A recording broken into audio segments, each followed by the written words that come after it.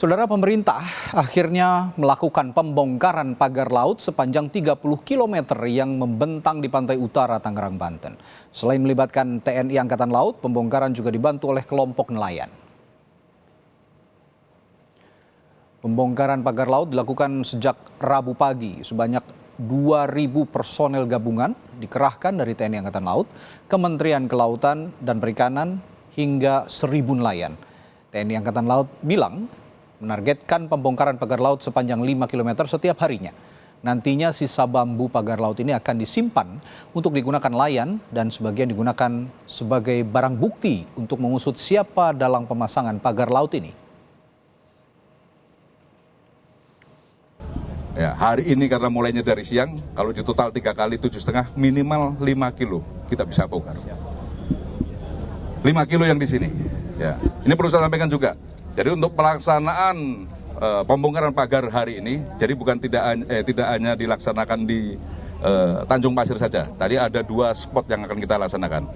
Spot pertama adalah di sini, kemudian spot yang kedua adalah di Kronjo. Demikian, mungkin yang bisa saya sampaikan. Menteri Koordinator Bidang Infrastruktur dan Kewilayahan Agus Harimurti Yudhoyono mengaku adanya penerbitan sertifikat hak guna bangunan dan sertifikat hak milik di area pagar laut Tangerang, Banten. Menurut AHY, SHM dan HGB telah terbit sejak tahun 2023. AHY bilang pemerintah sedang melakukan investigasi atas terbitnya sertifikat hak milik dan hak guna bangunan lahan di area pagar laut. Menurut AHY, sertifikat itu terbit sejak tahun 2023. Dan AHY meminta publik sabar menunggu hasil investigasi termasuk soal keterkaitan kelompok konglomerat dengan pembangunan pagar laut. Saya tidak mendapat laporan apa-apa. Ya, sekali lagi yang kita ketahui ternyata itu sudah ada HGB-nya yang kita perlu sedang kita investigasi. Sedang diinvestigasi oleh Kementerian ATR BPN.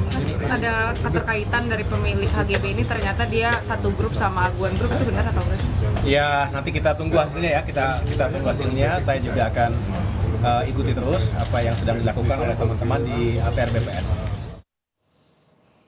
Menteri Kelautan dan Perikanan Sakti Wahyu Trenggono bilang pemerintah menyelidiki pihak yang memasang pagar laut. Selain itu juga menyelidiki mengenai adanya sertifikat hak milik dan hak guna bangunan di area yang dipagari itu. Sementara proses pidananya diserahkan ke polisian.